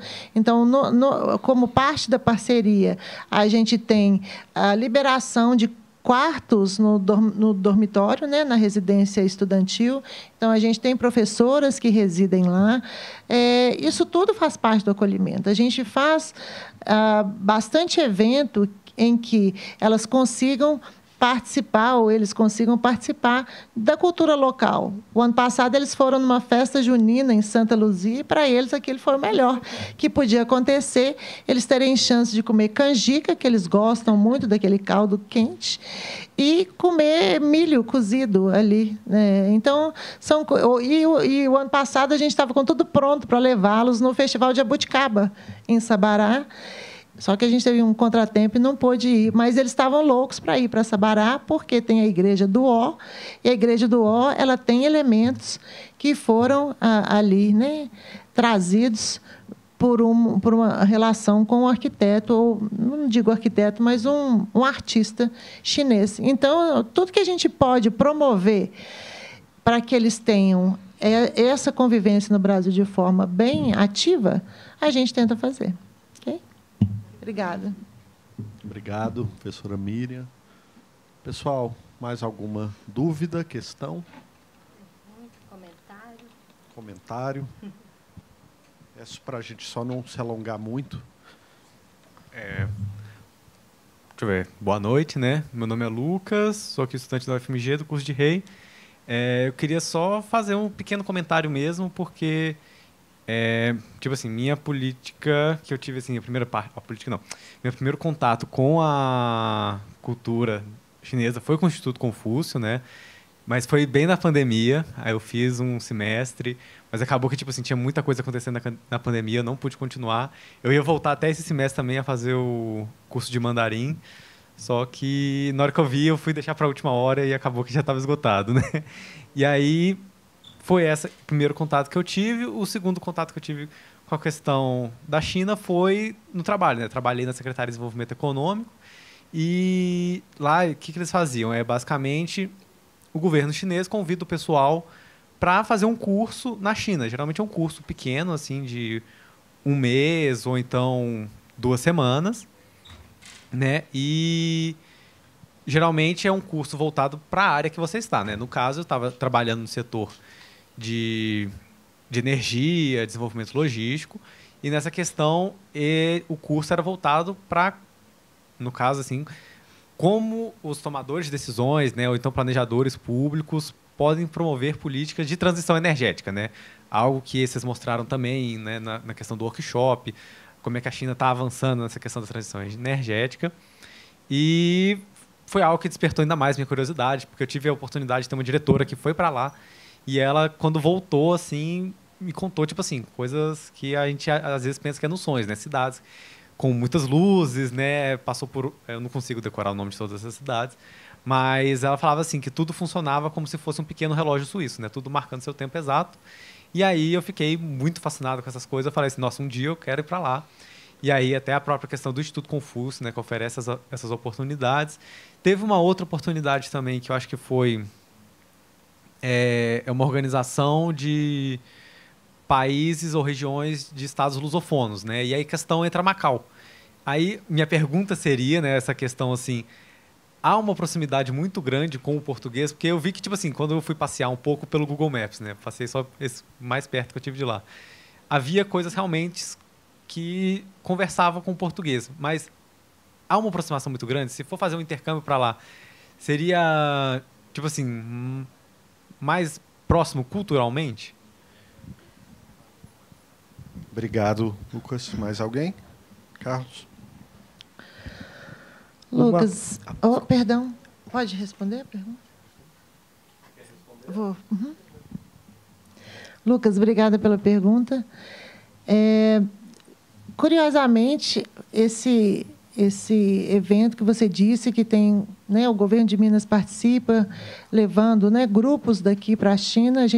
Eu participei de um ano passado, inclusive com bastante professoras da Secretaria de Educação de Minas Gerais. E nesse curso eu conheci um outro lado que era novo para mim. Hoje temos 30 universidades chinesas que ensinam português. E a nossa, que é a HUST, a nossa parceira, não ensina, mas na cidade de Wuhan, que ela é em Wuhan, nós temos a Wuhan University, que tem o curso de português.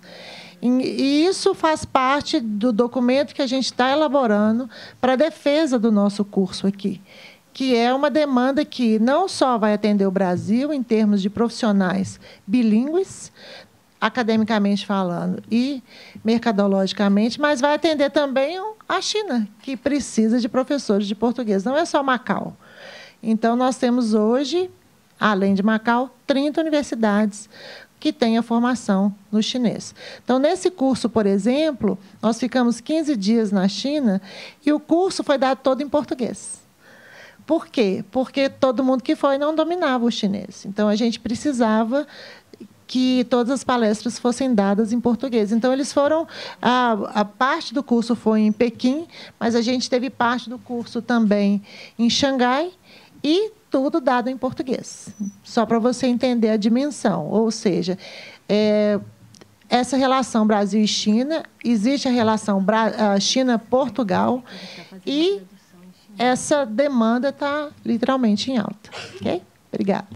Posso contribuir? Na verdade, assim, quando você chega em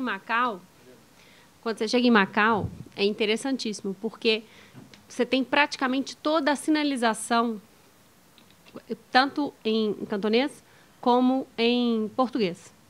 No entanto, você não encontra falantes de português, né? Então, assim, você vai ter alguns empresários portugueses, remanescentes de algumas empresas, né? Que as empresas são remanescentes do período que teve sob Portugal, e os portugueses ainda estão lá, mas, em linhas gerais, você não vai vivenciar o português porque lá tem isso. Então, assim, é até melhor, porque aí você vai vivenciar totalmente, né? Você pode até se localizar de uma maneira mais fácil. Mas também você vai se localizar com o inglês, porque você tem muita sinalização em inglês em praticamente todas as grandes cidades. Tá? Macau fatura 7 vezes Las Vegas. Duas perguntas bem curtas, né? Uma era para o Lizon, né? Gostaria de perguntar uma coisa pessoal, né? Que se na China, seu pai, sua mãe, se vem do campo ou da cidade, e que trabalho fazia lá, né? Essa pergunta. Se os seus pais moravam na cidade ou no interior? Sim. Você mora na cidade. Na cidade. Na própria cidade. E que trabalho faziam? O meu pai que ele tinha supermercado, né? Supermercado igual, tipo Araújo, isso assim. Né? Então, na China, na verdade, que não tem muita coisa para viver, porque quem já conseguiu, então que já tem. Quem não conseguiu, agora está muito difícil para você montar uma coisa para você. Então, é isso. Então, o meu pai e minha mãe vai ser tipo o pessoal de público mesmo. Não é nada, né, de empresários, coisa assim, porque na China é muito difícil, dificilmente mesmo, para você montar uma empresa lá. Né? Sim, então, valeu, obrigado. A outra pergunta é sobre o Instituto Confúcio e a questão da importância, assim, em termos de atividade cultural, né, em relação aos preconceitos, né, e aos estereótipos que existem sobre a China, né? Então, eu queria um pouco ouvir sobre essa questão da política cultural, né, e sua importância em relação ao combate a preconceitos e estereótipos sobre a China. Obrigada pela pergunta. A nossa condição, fazendo parte de uma instituição como a UFMG, facilita bastante a organização de eventos, porque a gente atende um público bem tolerante com relação ao recebimento das diferenças. Então, o que acontece dentro da UFMG, em termos de eventos, são super bem recebidos. E todo evento nosso, graças a Deus, a gente tem públicos assim bem cheios, os alunos são bem engajados, a comunidade externa que participa fica bem interessada. Agora, a gente já participou de eventos fora. E, por exemplo, no final de 2023, a gente foi convidado pela prefeitura num projeto que eles têm chamado Falando com o Mundo. E o evento foi no Parque Municipal, atendendo escolas municipais do ensino elementar, lotado. E os nossos professores e o nosso diretor, inclusive o Etel, eles foram vestidos com roupas tradicionais de dinastias chinesas. Aí foi um sucesso. Os meninos queriam tirar foto. Houve um momento em que eles cantaram, os meninos participaram. Então, a receptividade foi muito boa. Hoje, a gente faz vários projetos para a expansão do curso, né, em várias escolas. E, até hoje, graças a Deus, a gente não teve nenhuma surpresa com relação a essa dificuldade em lidar com esse grupo e com essa comunidade que vem chegando no Brasil nos últimos 30 anos.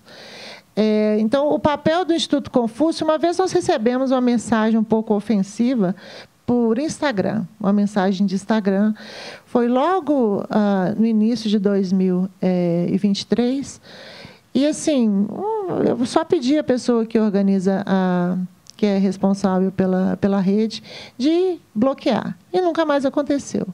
Ou seja, a gente tem mandatos que são curtos. Eu estou há 2 anos, Então, nesses 2 anos, eu não experimentei nenhum tipo de dificuldade e tentei fazer ao máximo, junto com a direção chinesa, para que pudéssemos assim, elevar mais ainda a disseminação da cultura e da língua. Tá bom? Obrigada. Obrigado, professora Miriam. Pessoal, mais uma última rodada. Se alguém tiver mais alguma questão, alguma dúvida, curiosidade. Não? Alguém mais?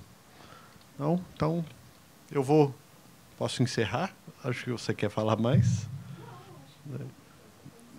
Enfim, queria imensamente agradecer, né, a presença do Lizong, da Mariana, da professora Miriam.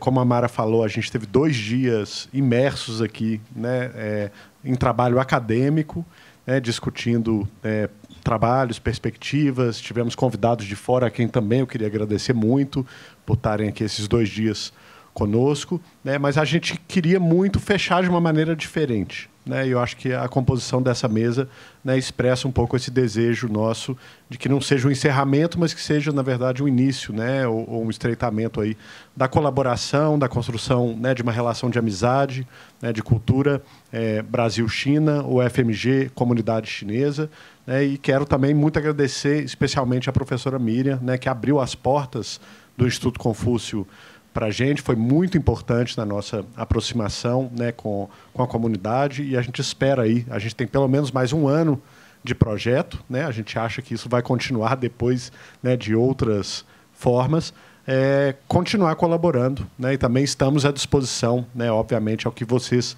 precisarem. A universidade tem esse esforço cada vez maior, né, de ser um espaço, né, para fora, né, que dialoga e comunica com a sociedade, né, e com os vários grupos, né, e aqui, em particular, na nossa realidade de Belo Horizonte, né. Então, queria agradecer muito, também dar as boas-vindas, né, à nova professora, à nova diretora do Instituto Confúcio, né, bem-vinda, e a gente, com isso, né, agradecer também todos os participantes, né, que tiveram aqui com a gente esses dias. Estou vendo aqui muitos alunos de graduação, né, acho que isso é algo que também tem sido um esforço, né, de tentar envolver. Eu tenho falado muito com os alunos, com os orientandos, estudam em mandarim, né, e cultivam essa relação com a China, porque, né, o futuro está um pouco aí, nessa relação, né, então fico muito contente, né, de ver essa sala, né, agora mais cheia aqui, com, né, a geração aí dos nossos alunos. Imagino que a maioria daqui da Faculdade de Ciências Econômicas, mas talvez aí também de outros cursos da UFMG. Né, e convidar todas e todos para um lanche chinês.